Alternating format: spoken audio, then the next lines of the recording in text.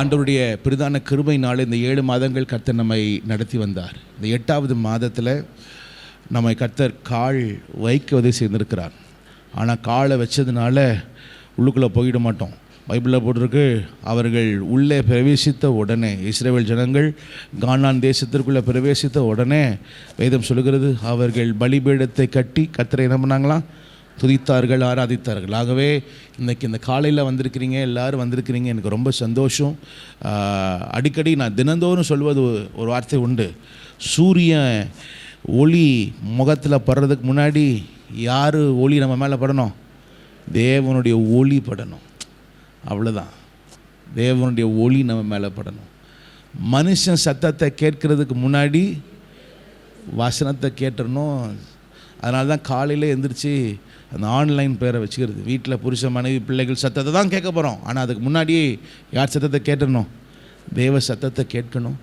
ஆகவே கர்த்தர் நமக்கு உதவி செய்ய இந்த புதிய மாதத்தில், இந்த 8வது மாதத்தில் எரேமியாவின் புத்தகம் 31ஆம் அதிகாரம் 4வது வசனத்தையும் 5வது வசனத்தையும் நாம் இந்த காலை நேரத்தில் இந்த மாதத்தின் தியானத்திற்காய் நாம் எடுத்துக்கொள்ள போகிறோம். காரணம், நான் தேவ சமூகத்தில் காத்திருந்த பொழுது இந்த வார்த்தையை கர்த்தர் அடியனோடு பேசினார். அதனுடைய விளக்கத்தையும் கர்த்தர் கொடுத்தார். எனக்கு ஒரு பெரிய ஆச்சரியமாக இருந்தது. படிக்கலாமா? 31ஆம் அதிகாரம் 4வது வசனம், 915வது பக்கத்தில் இருக்கிறது. ஓகேவா? சேர்ந்து படிக்கலாமா? எல்லாரும் சேர்ந்து படிக்கலாமா? 4வது வசனம் சேர்ந்து படிக்கலாமா? இஸ்ரவேல் என்னும் கன்னிகையே, மறுபடியும் உன்னை நான் கட்டுவிப்பேன், நீ கட்டப்படுவாய், மறுபடியும் நீ மேல வாத்தியத்தோடும் ஆடல் பாடல் செய்கிறவர்களின் களிப்புள்ள கூட்டத்தோடும் நீ புறப்படுவாய். அடுத்த வசனம், மறுபடியும் சமாரியாவின் மலைகளிலே திராட்சைத்தோட்டங்களை நீ நாட்டுவாய், நாட்டுகிறவர்கள் அவைகளை நாட்டி அதன் பலனை அனுபவிப்பார்கள். இந்த காலை நேரத்தில், இந்த 8வது மாதத்தில் கர்த்தர் நமக்கு கொடுக்குற வார்த்தை, கர்த்தர் சொல்லுகிற வார்த்தை மறுபடியும். 4வது வசனத்தில், மறுபடியும் உன்னை நான் கட்டுவிப்பேன், நீ கட்டப்படுவாய். இன்னொரு முறை சொல்லுங்க பார்க்கலாம். மறுபடியும் உன்னை கட்டுவிப்பேன், நீ கட்டப்படுவாய், நீ கட்டப்படுவாய். வேதம் சொல்லுகிறது, இந்த புதிய மாதத்தில் முன்பு கட்டப்பட்டிருந்த காரியங்கள் நம் வாழ்க்கையில் இருந்தாலும், சில சூழ்நிலைகள், சில பாதைகள், சில வழிகளிலே நம்மை எதிர்த்து வந்து கட்டப்பட்ட காரியங்கள் ஒருவேளை அதை உடைக்கப்பட்டிருக்கலாம், கட்டப்பட்ட காரியங்கள் ஒருவேளை அதை நிலை குலைந்து காணப்பட்டிருக்கலாம், கட்டப்பட்ட காரியங்களை ஒருவேளை சிலர் எடுத்து கொண்டு போயிருக்கலாம், கட்டப்பட்ட காரியங்கள் ஒருவேளை நீங்கள் அது இழந்து போயிருக்கலாம், ஒருவேளை அது அக்னினாலே சுட்டரிக்கப்பட்டிருக்கலாம், அல்லது எதிரிகள் வந்து அதை நாசமாக்கியிருக்கலாம். ஆனால் கர்த்தர் சொல்கிறார், அது உடைந்ததினால் அது உடைந்ததல்ல, நான் உன்னை மீண்டும் கட்டுவேன், நீ கட்டப்படுவாய். நம்புறவங்க கையை உயர்த்தி வராமேன்னு சொல்லுங்க பார்க்கலாம். இன்னொரு முறை சொல்லுங்க, வாமேன்னு சொல்லுங்க பார்க்கலாம். மறுபடியும் அந்த 4வது வசனத்தில் 5வது வசனத்தையும் திரும்ப ஒரு தடவை படிக்க கேட்க போகிறோம். இதில் மறுபடியும் என்கிற வார்த்தை எத்தனை முறை வருதுன்னு பாருங்கள். ஓகேவா? மறுபடியும் என்கிற வார்த்தை எத்தனை முறை? 4வது வசனத்தையும் 5வது வசனத்தையும் இன்னொரு முறை படிக்கும்படி கேட்டுக்கொள்கிறேன். இஸ்ரவேல் என்னும் கன்னிகையே, மறுபடியும் உன்னை கட்டுவிப்பேன், நீ கட்டப்படுவாய், மறுபடியும் நீ மேல வாத்தியத்தோடும் ஆடல் பாடல் செய்கிறவர்களின் களிப்புள்ள கூட்டத்தாரோடும் புறப்படுவாய், மறுபடியும் சமாரியாவின் மலைகளிலே திராட்சை தோட்டங்களை நாட்டுவாய், நாட்டுகிறவர்கள் அவைகளை நாட்டி அதன் பலனை அனுபவிப்பார்கள். அதன் பலனை எத்தனை முறை வருது மறுபடியும் சொல்லுங்க? 3 முறை. இந்த 2 வசனத்தில் மறுபடியும் மறுபடியும் என்கிற வார்த்தை வருகிறது. நீ கட்டப்படுவாய்னு அந்த வார்த்தை இல்லை, மறுபடியும் நீ கட்டப்படுவாய். சொல்லுங்க பார்க்கலாம். மறுபடியும் நீ கட்டப்படுவாய். ஏன் மறுபடியும் நீ கட்டப்படுவாய்ன்னு சொல்லப்பட்டிருக்கிறது?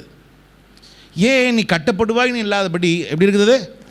மறுபடியும் திரும்பவும் நீ கட்டப்படுவேன்னு ஏன் சொல்லியிருக்குன்னா, அந்த வசனத்தினுடைய ஆழங்கள் நீங்கள் பார்த்தீர்கள் என்றால், எரேமியா தீர்க்கதரிசி 31 இவர் சொல்லுகிறார், நீ மறுபடியும் கட்டப்படுவாய். ஆனால் முன்பதாக எரேமியா தீர்க்கதரிசி ஜனங்கள்கிட்ட சொல்லுகிறார், நீங்கள் போகிற வழி சரியில்லை, நீங்கள் நடக்கிற காரியங்கள் சரியில்லை. ஆகவே எல்லா ஜனங்களுக்கும், அங்கே இருக்க இஸ்ரவேல் ஜனங்கள் அத்தனை பேருக்கு சொல்லுகிற ஒரு வார்த்தை உண்டு. 4ஆம் அதிகாரம் 1வது வசனத்தில், அது எரேமியாவின் புத்தகம் 4ஆம் அதிகாரம் 1வது வசனத்தை, இஸ்ரவேலே நீ திரும்புகிறதற்கு இஸ்ரவேலே நீ திரும்புகிறதற்கு மனதாயிருந்தால் என்னிடத்தில் நீ என்ன பண்ணு, திரும்பு என்று கர்த்தர் சொல்லுகிறார். நீ உன் அருவருப்புகளை அகற்றிவிட்டால் நீ அலைந்து திரிவதில்லை. சொல்லுங்க, ஒரு ஆண்டவர் எரேமியா மூலமாய் சொல்லுகிறார், நீ மனம் திரும்பு, நீ மனம் திரும்பு என்று சொல்லுகிறார். சொல்லும் பொழுது அவர்கள் மனம் திரும்பலை. சொல்லும் பொழுது தேவன் சொல்லுகிறார், எரேமியா கத்தி சொல்கிறார் ஜனங்கள்கிட்ட, மனம் திரும்புங்க, உங்கள் வழி சரியில்லைன்னு சொல்லும் பொழுது அவங்க மனம் திரும்பலை. அடுத்ததுக்கு திரும்பவும் எரேமியா ஒன்று சொல்லுகிறார், நீ மனம் திரும்பலனா, படிங்க பார்க்கலாம், அதே 9ஆம் அதிகாரம் 16வது வசனத்தில், நீ மனம் திரும்பலான்னு என்ன நடக்கும்? நான் மனம் திரும்புன்னு சொல்லிட்டு இருக்கிறேன், நீங்கள் மனம் திரும்பாமல் போயிட்டு இருக்கிறீங்க. மனம் திரும்பலான்னு என்ன நடக்கும்? 9ஆம் அதிகாரம் 16வது வசனத்தில், அவர்கள் பிதாக்களும் அறியாத புறஜாதிகளுக்குள்ளே அவர்களை என்னது சிதறடிப்ப. ஆண்டவர் சொல்லுகிறார், இப்போ நீ மனம் திரும்பலன்னா நீ என்ன பண்ணுவ? உன்னை சிதறடிச்சிருவன்பா, அதனால மனம் திரும்புன்னு சொல்லுகிறார். இப்பையும் அவங்க என்ன பண்ணல? மனம் திரும்பல. சில நேரம் ஆண்டவர் சில வழிகளை கற்று வச்சிருப்பார். சில சூழ்நிலைகள் இருக்குது, சில காரியங்கள் நம்முடைய வாழ்க்கையில் காணப்படாமல் இருக்கும். இது எல்லாம் சில வேளை வரும் பொழுது ஏன் எதற்குன்னு ஆண்டவர் சமூகத்தை இடப்படணும், கேட்கணும். இன்னமும் அப்படியே ஆண்டவர் சமூகத்தை கேட்காம பைபாஸ் பண்ணிட்டு போயிட்டா 2வது முறை சொல்லுகிறார், இப்போ நீ மனம் திரும்பாமல் போனால் சிதறடிச்சிருவேன்னு சொன்னார். அப்பையும் என்ன பண்ணல, கேட்கல. திரும்ப ஆண்டவர் சொல்லுகிற ஒரு வார்த்தை இப்போ படிங்க பார்க்கலாம். எரேமியாவின் தீர்க்கதரிசியின் புத்தகம் 20ஆம் அதிகாரம் 4வது வசனம். எரேமியா தீர்க்கதரிசியின் புத்தகம் 20ஆம் அதிகாரம் 4வது வசனம்.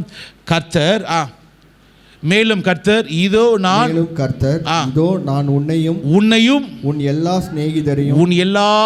சிநேகிதரையும் பயத்துக்கு ஒப்பு கொடுக்கிறேன். பயத்துக்கு நான் இப்ப ஒப்பு கொடுக்கிறேன். உன் கண்கள் காண இவர்கள் சத்துருக்களின் பட்டயத்தால் விழுவார்கள் என்று சொல்லி அடுத்த வார்த்தை, யூதா அனைத்தையும் நான் பாபிலோன் ராஜாவின் கையில் ஒப்பு கொடுப்பேன். நான் யார் கையில் ஒப்பு கொடுப்பேன்? இப்போதான் சொல்லுகிறாரு, நீ மனம் திரும்பாம, நான் முதல்ல மனம் திரும்புன்னு சொன்னேன், நீ என்ன பண்ணல, கேட்கல. 2வது முறை சொல்லுகிறாரு, நீ மனம் திரும்பு, இல்லைன்னா என்ன பண்ணிடுவேன், சிதறடிச்சிருவேன்னு சொன்னார். அப்போ அவங்க என்ன பண்ணல, கேட்கல. 3வது முறை சொல்லுகிறார், யார் உன்னை அடிப்பான்னு சொல்லுகிறார். யார்? சத்தமாக சொல்லுங்களேன். பாபிலோனியர்கள் வருவார்கள், அவர்கள் உன்னை அடிப்பார்கள்னு சொன்ன பிறகும் இவங்க என்ன பண்ணல, மனம் திரும்பல. சில வேளையில் அதுதான் நமக்கு இருக்கிற ஒரு பலவீனமே. ஏதோ நம்ம நினச்சிருக்கிற காரியம் அப்படியே ஓடிடும். இல்லை, கர்த்தர் நமக்கு சொல்லுகிற வார்த்தை, நம்முடைய வழிகளை செவை செய்யுங்கள், அவாந்திர வழிகளில் உங்களுடைய வழிகளை செவை செய்யுங்கள். இப்படி இவர்கள் கர்த்தருக்கு பிரியமில்லாமல் இருந்ததுபடினாலே இவர்கள் தங்கள் தேசத்தை விட்டு பாபிலோன் கையிலே எரேமியா தீர்க்கதரிசி சொன்னது போலவே கர்த்தர் அவர்களை விட்டார். ஆனால் ஒரு நேரம் வந்தது, கர்த்தர் இதே எரேமியா கிட்ட சொல்லுகிறார், எரேமியாவே நீ ஜனங்களுக்கு சொல்லு. என்ன சொல்லு? அந்த பிள்ளைகளுடைய சிறையிருப்பு அது முடிந்தது. இது வரைக்கும் அவங்க எத்தனையோ காரியங்கள் கட்டியிருக்கலாம், ஆனால் திரும்ப சொல்லுகிறேன், அவர்கள் மறுபடியும் அவர்கள் கட்டுவார்கள், நான் அவர்களை கட்டு வைப்பேன். கையை ஊற்றி ராமேன்னு சொல்லுங்க பார்க்கலாம், சத்தமாக ராமேன்னு சொல்லுங்க பார்க்கலாம். ஆண்டவர் சொல்லுகிற வார்த்தை, நான் உன்னை மீண்டும் என்ன பண்ணுவேன், கட்டு வைப்பேன். எப்படியெல்லாம் ஏன் கட்டு வைப்பேன்னு சொன்னார்னா, வேதம் சொல்லுகிறது, பாபிலோனியர்கள் அவர்கள் வரும் பொழுது தேவனுடைய ஆலயத்தில் இருக்கிற காரியத்தை சூறையாண்டி கொண்டு போயிட்டு விட்டார்கள். தேவனுடைய ஆலயத்தில் இருக்கிற காரியத்தை அவங்க திருடிட்டு போயிட்டாங்க, எடுத்துகிட்டு போயிட்டாங்க. ஒன்றுமே இல்லாத நிலைமைக்கு வந்தார்கள். அப்படிப்பட்ட அனுபவங்கள் நமக்கு உண்டு. வேதம் சொல்லுகிறது, அவருடைய கதவுகள் எல்லாம் உடைக்கப்பட்டதாக இருந்தது. சில உடைக்கப்படுகிற சூழ்நிலைகள் உண்டு. அவருடைய மதில்கள் எல்லாம் உடைக்கப்பட்டதாக இருக்கிறது. ஒரு மனுஷனுடைய வாழ்க்கையில் ஒரு குடும்பத்துக்கு ஒரு இடத்துக்கு மிக முக்கியமானதே என்னது? மதில்கள் தான் முக்கியம். ஆனால் மதில்களையும் உடைத்தார்கள் என்று சொல்லப்பட்டிருக்கிறது. அக்னினாலே அந்த அவர்கள் சுட்டரித்தார்கள் இருக்கு. முக்கியமான காரியங்கள் எல்லாம் சுட்டரித்த இதெல்லாம் ஒரு அனுபவங்கள் வந்தாலும் எந்த நிலைமையில் இருந்தாலும் சரி கர்த்தர் சொல்கிறார், நான் உன்னை கட்டுவேன். சத்தமாக ஒரு ஆமென் சொல்லுங்க பார்க்கலாம். மறுபடியும் உன்னை நான் கட்டுவேன், நீ என்ன பண்ணுவாய்? கட்டப்படுவாய், நீ கட்டப்படுவாய். இந்த மாதம் நான் இந்த முதல் நாளில் நான் பிரசங்கம் பண்ணல, இந்த மாதம் முழுவதுமே சரி, இந்த மாதம் முழுவதுமே நமக்கு இந்த வார்த்தையை நீங்கள் திரும்பவும் நீங்கள் சொல்லிக்கிட்டே இருக்கணும். என்ன சொல்லணும்? கர்த்தர் என்னை கட்டுவார், மறுபடியும் என்னை கட்டுவார், நான் மறுபடியும் கர்த்தருக்காக கட்டப்படுவேன். சத்தமாக சொல்லுங்க பார்க்கலாம். நான் மறுபடியும் கர்த்தருக்காக நான் கட்டப்படுவேன். தேவன் நம்மை மறுபடியும் கட்டும் பொழுது, திரும்ப சொல்லுகிற மறுபடியும் கட்டும் பொழுது, முதலாவது கட்ட முடியாதுல, என்னது? மறுபடியும் கட்டும் பொழுது நமக்கு என்ன நடக்கும்? ஒரு 3 காரியங்கள் மாத்திரம் சொல்லி நான் முடிக்கிறேன். ஏசாயா தீர்க்கதரிசியின் புத்தகம் 58ஆம் அதிகாரம் 12வது வசனம். 58ஆம் அதிகாரம் 12வது வசனம். 58ஆம் அதிகாரம் 12வது வசனம். உன்னிடத்திலிருந்து தோன்றினவர்கள் பூர்வ முதல் பாழாய் கிடந்த ஸ்தலங்களை கட்டுவார்கள். பூர்வ முதல் பாழாய் கிடந்த ஸ்தலத்தை அவர்கள் கட்டுவார்கள். புதிதாய் கட்டுவார்கள் அல்ல. எப்படி இருக்கு? பாழாய் கிடந்த ஸ்தலங்களை அவர்கள் கட்டுவார்கள். அடுத்த வார்த்தை தலைமுறையாக இருக்கும் அஸ்திபாரங்கள் மேல் நீ கட்டுவாய். அடுத்த வார்த்தை திறப்பானதை அடைக்கிறவன் என்றும் குடியிருக்கும்படி பாதைகளை திருத்துகிறவன் என்றும் நீ பேர் பெறுவாய். முதலாவது கர்த்தர் சொல்லுகிற வார்த்தை, நீ உன்னை ஏன் நான் மறுபடியும் கட்டுகிறேன்னா, முதலாவது நீ கட்டப்பட்ட நேரத்தில் உனக்கு ஒரு பெயர் இருந்தது, ஆனால் இப்பொழுது நான் உனக்கு ஒரு புதிய பெயரையும் உனக்கு புதிய சாட்சியை நான் உனக்கு தருகிறேன். நம்புறவங்க கையை ஓத்தி ஆமென் சொல்லுங்க பார்க்கலாம். இன்னொரு முறை சொல்லுங்க பார்க்கலாம். ஆமென். இது கர்த்தர் கொடுக்கிற சாட்சி, இது கர்த்தர் கொடுக்கிற பெயர்கள். எத்தனை பேர் நீங்கள் உங்கள் வாழ்க்கையில் சாட்சி, ஒரு நல்ல தேவ சமூகத்தில் இருந்து கர்த்தர் உனக்கு கொடுத்த சாட்சின்னு எத்தனை பேருக்கு இருக்குன்னு தெரியல. எத்தனையோ வருஷத்துக்கு முன்னாடி 1900 சாட்சி சொல்லுங்கன்னு சொன்னால் 1952, 1972 இப்படி நம்ம சொல்லுவோம். ஆனால் 2026ன்னு கேட்டால் அது இன்னும் எனக்கு இன்னும் என்ன பண்ணல, வரலன்னு சொல்லுவோம். ஆனால் ஆயத்தமாய்க்கோ, கர்த்தர் சொல்லுகிற வார்த்தை, நீ பெயர் பெறுவாய். இன்னொரு முறை சொல்லுங்க பார்க்கலாம். கர்த்தர் என்னை சாட்சியாய் வைப்பார். சொல்லுங்க பார்க்கலாம். இன்னொரு முறை சொல்லுங்க பார்க்கலாம். கர்த்தர் என்னை சாட்சியாய். அந்த வார்த்தையில் இது பெரிய ஆழமான வார்த்தைகள், ஆனால் நான் ஒரு சில வார்த்தையை மாத்திரம் சொல்லிடுறேன். உன்னிடத்தில் இருந்து தோன்றினவர்கள் பூர்வ முதல் பாழாய் கிடந்த ஸ்தலங்களை கட்டுவார்கள். அடுத்த வார்த்தை சொல்லுங்க பார்க்கலாம். தலைமுறையாய் இருக்கும் அஸ்திபாரங்கள் மேல் நீ கட்டுவாய். ஆண்டவர் சொல்லுகிறார், தலைமுறையின் காரியங்களை நான் மீண்டும் உன் கையில் நான் கொடுக்கிறேன். நம்புறவங்க ராமன் சொல்லுங்க பார்க்கலாம். சத்தமா சொல்லுங்க பார்க்கலாம். ஆமென். இது உன்னுடைய காரியம் அல்ல, இது தலைமுறையாய் இடிக்கப்பட்டிருக்கலாம், உடைக்கப்பட்டிருக்கலாம். ஆனால் கர்த்தர் சொல்கிறார், இந்த 8வது மாதத்தில் தலைமுறைக்கான சில காரியங்களை நான் மறுபடியும் நான் கட்டுவிப்பேன். ஆமென் சொல்லுங்க பார்க்கலாம். சத்தமா சொல்லுங்க பார்க்கலாம். ஆமென். சோர்ந்து போயிடாதீங்க. இழந்ததை குறித்து நமக்கு அதிகமாய் மனது இருக்கலாம், வேதனை இருக்கலாம், போயிருச்சேன்னு இருக்கலாம். ஆனால் இழந்ததை பார்க்கிலும் கர்த்தர் சொல்கிறார், நான் உன்னை மீண்டும் சாட்சியாக வைத்து நான் தலைமுறைக்கு வேண்டிய காரியத்தை நான் கொடுக்கும்படி விரும்புகிறேன். ஒரு ஆமென் சொல்லுங்க பார்க்கலாம். சில வேளையில் கர்த்தர் நம்முடைய வாழ்க்கையில் சில அனுபவங்களை கர்த்தர் அனுமதிப்பார். இருக்கும். அந்த அனுபவங்கள் எல்லாம் ஏன் தெரியுமா? இல்லாத அனுபவங்கள், உடைக்கப்பட்ட அனுபவங்கள் ஏன் தெரியுமா? கர்த்தர் நம்ம ஒவ்வொருவரையும் சாட்சியாகி வைப்பதற்காக தான். தனியாக பைபிளில் போட்டிருக்கு, நீங்கள் எனக்கு சாட்சிகளாக இருப்பீர்கள். நம்ம அப்படியே செட் ஆகிடும், போதும் இப்படி. இல்லை. தேவன் 100 வயசானாலும் சரி, 120 வயசானாலும் சரி, சாட்சி உள்ள ஒரு வாழ்க்கை கர்த்தர் நமக்கு தரணும். எத்தனை பேர் சத்தமாக ராமன் சொல்லுங்க பார்க்கலாம். சத்தமாக சொல்லுங்க பார்க்கலாம். ஆமென். 100 வயசில் இருக்கும் பொழுது அவனுக்கு ஒரு சாட்சி வந்தது. யாருக்கு? ஆபிரகாமுக்கு. கர்த்தர் அவனுக்கு என்ன கொடுத்தாரா? சத்தமாக சொல்லுங்க பார்க்கலாம். குழந்தையை கொடுத்தார். வயது ஆகிறது முக்கியம், நல்லது தான். வயது ஆக பலன் குறுகிறதும் அது இயல்பு. ஆனால் வயது ஆக மகிமை பெற வேண்டியது அது நம்முடைய கர்த்தர் கொடுத்திருக்கிற அது ஒரு பெரிய பாக்கியமாக இருக்கிறது. ஆனாலும் இதுதான், இந்த வழியில் தான் கர்த்தர் வைக்கிறார். ஏன்னா இது உனக்கு நன்மை பெறும்படி நான் உனக்கு ஒரு காரியத்தை உண்டு பண்ணபடினாலே. ஆகவே தான் சில சூழ்நிலைகள் நமக்கு எதிர்த்து வந்தாலும் கர்த்தர் நம்மை மீண்டும் கட்டுவார். என்னை கர்த்தர் பெயர் பெற வைப்பார். சொல்லுங்க பார்க்கலாம். கர்த்தர் என்னை பெயர் பெற வைப்பார். இரண்டாவது, ஆகாய் தீர்க்கதரிசியின் புத்தகம் 2ஆம் அதிகாரம் 9வது வசனம். ஆகாய் தீர்க்கதரிசியின் புத்தகம் 2ஆம் அதிகாரம் 9வது வசனம். முந்தின ஆலயத்தின் மகிமையை பார்க்கிலும், முந்தின ஆலயத்தின் மகிமையை பார்க்கிலும் இந்த பிந்தின ஆலயத்தின் மகிமை பெரிதா, இந்த பிந்தின ஆலயத்தின் மகிமை பெரிதாயிருக்கும் என்று சேனைகளின் கர்த்தர் சொல்லுகிறார். இரண்டாவது காரியம் நீங்க பார்த்தீங்கன்னா, முதலாவது ஒரு ஆலயம் கட்டப்பட்டது. யாரால கட்டப்பட்டது? அதாம்மா சொல்லுங்க. சாலமோனால கட்டப்பட்டது. அங்க மகிமை வந்துச்சா? வரலையா? வந்துச்சு. முதல் முறை கட்டும் பொழுது மகிமை வந்துச்சு. ஆனால் பாபிலோனியர்கள் அதை தரைமட்டமாக்கி உடைத்து போட்டு ஒன்றுமில்லாத சூழ்நிலைகள் வந்ததுனால இனி ஒரு ஆலயம் கட்டப்படுமா, இனியும் நாங்கள் கர்த்தருடைய மகிமையை பார்ப்போமா, இனி கர்த்தரை துதிப்போமா என்று கேள்விகள் இருந்தது. வேதம் சொல்லுகிறது, 70 வருஷத்துக்கு பின்பதாக இவர்கள் மீண்டும் வந்தார்கள். வரும் பொழுது பார்க்கும் பொழுது ஆலயம் கட்டுறதுக்கு ஒரு வழியும் இல்லை, ஒரு சூழ்நிலையும் இல்லை.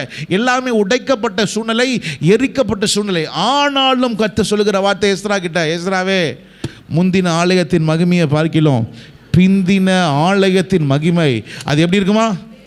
அத்தமா சொல்லுங்க, எப்படி இருக்குமா? பெரிதாய். ரெண்டாவது எழுதி வச்சுக்கோங்க, மறுபடியும் கர்த்தர் உன்னை ஏன் கட்டுகிறார் தெரியுமா? தம்முடைய மகிமை. முதலாவது நீ பார்த்த மகிமை ஒன்று உண்டு, ஆனால் இப்பொழுது நீ பார்க்க போகிற மகிமை அது பெரிதாக இருக்கும். ஒரு ஆமென் சொல்லுங்க பார்க்கலாம். எனக்கு ரொம்ப தொட்ட ஒரு வசனம் உண்டு இதில். முந்தின ஆலயம், ஃபஸ்ட்டு ஆலயம் கட்டும் பொழுது எதில் கட்டினாங்களாம்? சாலமன் எதில் கட்டினாராம்? தங்கத்தில் கட்டினாரு. அவங்க அப்பா எல்லாம் சேர்த்து வச்சிட்டாரு. 7-8 வருஷத்தில் கட்டிட்டாங்க. எதை கட்டிட்டாங்கன்னா ஆலயத்தை கட்டிட்டாங்க. ஆனால் ரெண்டாவது ஆலயம் கட்டும் பொழுது அது அவங்க தங்கத்தில் கட்டலை. ஆனால் எதில் தெரியுமா கட்டினாங்க? எஸ்ராவின் புத்தகம் 3ஆம் அதிகாரம். அன்றைக்கி நான் படித்தப்போ எனக்கு ரொம்ப தொட்டுச்சு. எஸ்ராவின் அதிகாரம் 3ஆம் அதிகாரம் 12வது வசனம். 12வது வசனம் படிக்கும்படி கேட்டுக்கொள்கிறேன். முந்தின ஆலயத்தை கண்டிருந்த முதிர் வயதான ஆசாரியரிலும் லேவியரிலும் பிதாக்கள் வம்சங்களின் தலைவரிலும் அநேகர் இந்த ஆலயத்துக்கு தங்கள் கண்களுக்கு முன்பாக அஸ்திபாரம் போடுகிறதை கண்டபோது, தங்கள் கண்களுக்கு முன்பதாக அஸ்திபாரத்தை போடுகிறதை கண்டபொழுது மகா சத்தமிட்டு அழுதார்கள். மகா சத்தமிட்டு, சத்தமாக சொல்லுங்க பார்க்கலாம். மகா சத்தமிட்டு அழுதார்கள். இப்போ சொல்லுங்க பார்க்கலாம். முதல்ல கட்டப்பட்ட ஆலயம் எதில் கட்டப்பட்டுச்சு? தங்கத்தில். இப்போ ரெண்டாவது கட்டப்பட்ட ஆலயம் கண்ணீரில் கட்டப்பட்டுச்சு, ஜபத்தில் கட்டப்பட்டுச்சு, கண்ணீரில் கட்டப்பட்டுச்சு. ஆகவே தான் கண்ணீரோடு விதைக்கிறவன் கம்பீரமாக இருப்பான். கண்ணீரில் கட்டப்பட்டுச்சு. ஆண்டவரே, நான் வாழ்க்கையில் எதை பெற்றாலும் சரி, பலத்தினால பெற்றோம் இல்லை, கண்ணீர்னாலையும் ஜபத்திலையும் பெற வேண்டியது தான் நம்முடைய மகிமை. ஒரு ஆமென் சொல்லுங்க பார்க்கலாம். இப்போ இரண்டாவது, மகிமை பெரிதாக இருக்கும். சொல்லுங்க பார்க்கலாம், எப்படி இருக்குமா? மகிமை பெரிதாக இருக்கும். இரண்டாவது, கர்த்தர் நம்மை கட்டும் பொழுது, மறுபடியும் கட்டும் பொழுது, நம்மை கட்டுவிக்கும் பொழுது, இரண்டாவது கர்த்தருடைய மகிமை அது பெரிதாக இருக்கும். மூன்றாவது படித்த வசனம் 31ஆம் அதிகாரம் எரேமியா 4வது வசனத்தையும் 5வது வசனத்தையும் 4வது வசனத்தையும் 5வது வசனத்தையும் மீண்டும் படிக்கலாமா? இஸ்ரவேல் என்னும் கன்னிகையே, மறுபடியும் உன்னை நான் கட்டுவிப்பேன், நீ கட்டப்படுவாய், மறுபடியும் நீ மேல வாத்தியத்தோடும். இப்போ சொல்லுகிற வார்த்தை மறுபடியும் நீ மேல வாத்தியத்தோடும் ஆடல் பாடல் செய்கிறவர்களின் களிப்புள்ள கூட்டத்தோடும் புறப்படுவாய். அடுத்த வாசனம். மறுபடியும் சமாரியாவின் மலைகளிலே திராட்சை தோட்டங்களை நாட்டுவாய். நீ திராட்சை தோட்டங்களை நீ நாட்டுவாய். நாட்டுகிறவர்கள்